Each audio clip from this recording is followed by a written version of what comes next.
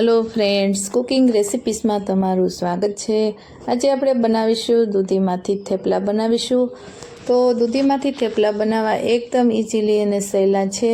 તો અહીંયા મેં એકદમ કુંબળી એવી દૂધી લીધી છે। આપણે બહુ મોટી દૂધી લેવાની નથી, કુંબળી લેશો એટલે તમારું જે બીનો ભાગ છે તે ઓછો હોય એવી આપણે દૂધી લેવાની છે। જ્યારે દૂધી પસંદ કરતા હોય ત્યારે એક એ વાતનું ખાસ ધ્યાન રાખવાનું છે કે દૂધી છે એકદમ કુંબળી લેવાની છે। તો એનાથી આપણું જે બેટર છે દૂધીનું એકદમ સરસ એવું બનશે અને બી કાઢવાની કોઈ પણ જરૂર પડશે નહીં। તો અહીંયા દૂધી છે તેને મેં છાલ કાઢી લીધી છે।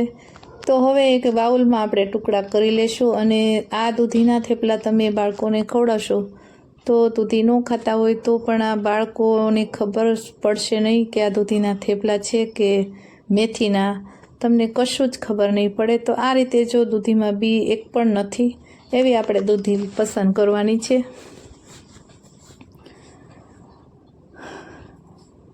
તો તમે નાના ટુકડા કરશો એટલે મિક્સર જારમાં આપણે પીસી લેશું। તો હવે ટુકડા આપણા સરસ એવા થઈ ગયા છે। તો એક મિક્સર જારમાં આપણે મેં એડ કર્યા છે અને હવે એમાં એક ચમચી જેટલું આપણે પાણી એડ કરીશું, નાની એવી।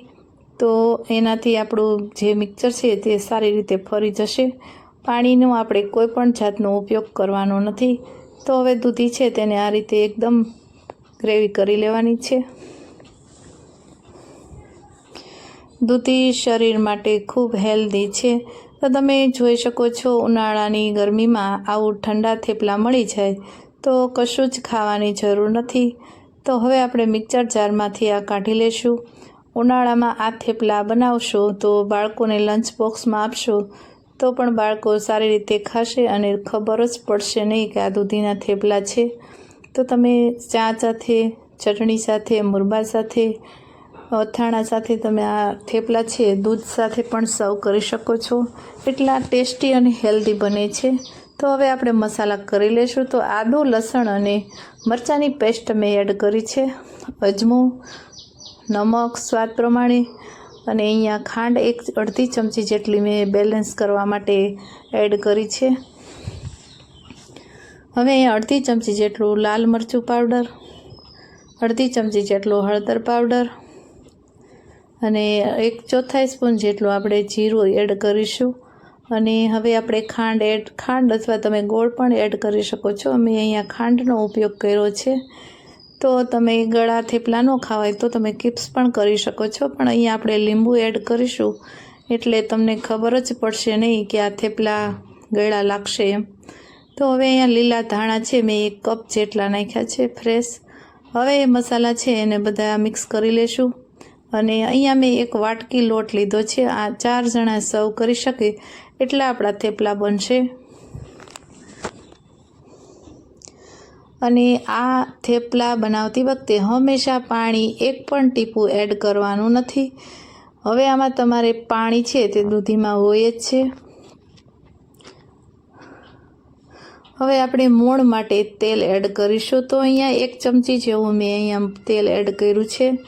તો તેલ અને મસાલાને આપણે આ રીતે લોટ બાંધી લેશું। તો તમે જોઈ શકો છો મેં અહીંયા પાણી 1 પણ સહેજ પણ એડ કર્યું નથી। તો તેને આ રીતે મિક્સ કરી લેશું અને પછી આપણે લોટ બાંધીશું। તમે જોઈ શકો છો દૂધીમાં પાણી હંમેશા હોય જ છે એટલે આપણે પાણી એડ કરવાની જરૂર નથી।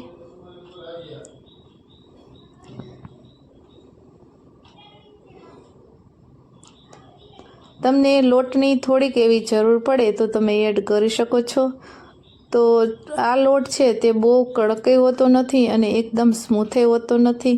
તો આ રીતે આપણે લોટ બાંધી લેશું। જો મીડિયમ મારે તો 1 વાટકીનું પરફેક્ટ માપ આવી ગયું છે। તમને થોડોક ઢીલો લોટ લાગતો હોય તો તમે એડ કરી શકો છો ને લોટ એકદમ સરસ રીતે કૂંદવાનો છે। લોટ સારો એવો બંધાયેલો હશે તો તમારા જે થેપલા છે તે એકદમ સરસ એવા બનશે। તો હવે તમે જોઈ શકો છો લોટ છે તે કાસૂટમાં ચીપકતું નથી વાસણમાં, ત્યાં સુધી તમારે લોટ બાંધવાનો છે। લોટ ચીપકતો હોય તો લોટ છે તે સારો બંધાયેલો નથી। તો હવે આ એની ટ્રીક છે। તો તમે જોઈ શકો છો લોટ આપણો કાસૂટમાં છૂટો પડી જાય છે અને લોટ એકદમ ઢીલો મેં બાંધ્યો છે અને બહુ કડક નથી બાંધવાનો। તો આપણા થેપલા છે તે એકદમ સરસ એવા સ્મૂથ બનશે। તો હવે આપણે એને રેસ્ટ આપવાનો નથી, કેમ કે દૂધીમાં પાણી હોય છે એટલે એકદમ સરસ એવું લોટ આપણો તૈયાર થઈ ગયો છે. તો રેસ્ટ આપતા નથી, આ દૂધીના થેપલામાં રેસ્ટ આપવાનું હોતું નથી. તો હવે અહીંયા નાના નાના મીડિયમ સાઇઝના આપણે લુવા કરી લેશું. આટલા લોટમાંથી આપણા 7 થી 8 જેટલા થેપલા બનશે અને 4 જણા આરામથી સર્વ કરી શકશે. તો અહીંયા લોટ છે કોરો ઘઉંનો, એમાં આપણે કોટિંગ કરી લીધું છે અને હવે આપણે છે થેપલું છે એને વણી લેશું. આપણે થેપલા વણતી વખતે હંમેશા હળવા હાથે આપણે વણવાના છે. જો વેલણ પાટલીમાં ચીપકે નહીં એટલા માટે આપણે થોડોક એવો લોટ એડ કરીશું. તો આ રીતે આપણે થેપલા વણી લેશું.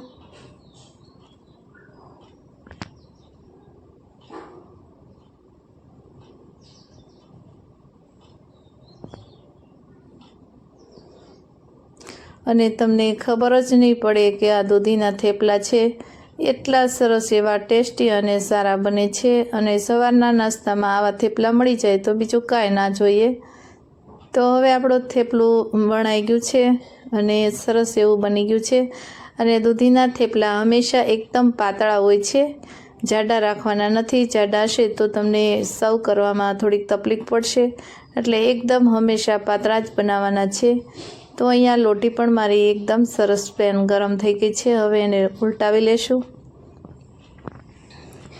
ગેસની આંચ આપણે થોડીક ધીમી રાખીશું એટલે આપણા થેપલા છે તે બળે નહીં અને એકદમ સરસ એવા બનશે, સ્મૂથ. અને આ રીતે ઉપરથી આપણે મેં અહીંયા ઘી એડ કર્યું છે, તમે તેલ પણ એડ કરી શકો છો અને ખૂબ સરસ એવા ટેસ્ટી બને છે. તમે જોઈ શકો છો આપણું થેપલું એક સરસ એવું શેકાઈ ગયું છે અને ઉપરથી થોડુંક એવું તેલ પાછળના ભાગનું એડ કરીશું. તો આ રીતે આપણે શેકી લેવાના છે, એક પણ સાઈડ કાચી ન હોવી જોઈએ. તો તમે જોઈ શકો છો આપણું થેપલું સરસ એવું બની અને રેડી થઈ ગયું છે. એ રીતે આપણે બીજું થેપલા પણ આપણે બધા બનાવી લેશું.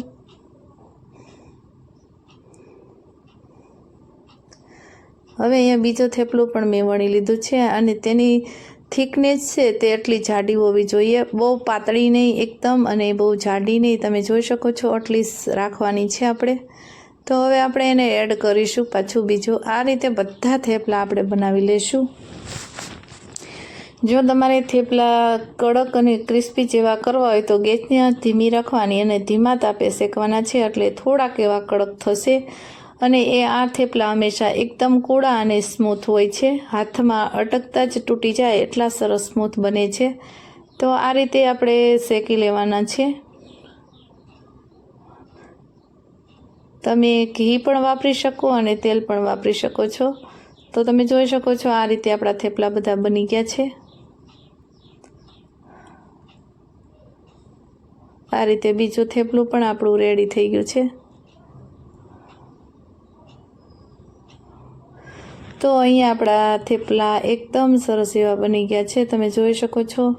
તો હવે તમે આ જોતાં જ આપણા હાથમાં તૂટી જાય એટલા સ્મૂથ બની ગયા છે. તો આ રીતે તમે થેપલા બનાવશો તો સરસ એવા બનશે. તો હાથમાં આડી એટલે વળી જાય છે એટલા સ્મૂથ બનીને રેડી થઈ ગયા છે. તો અહીંયા અમારી આ રેસીપી સારી લાગી હોય તો વિડીયોને લાઈક કરજો, શેર કરજો અને અમારી ચેનલને સબસ્ક્રાઈબ કરવાનું ભૂલશો નહીં. બાજુમાં પેલી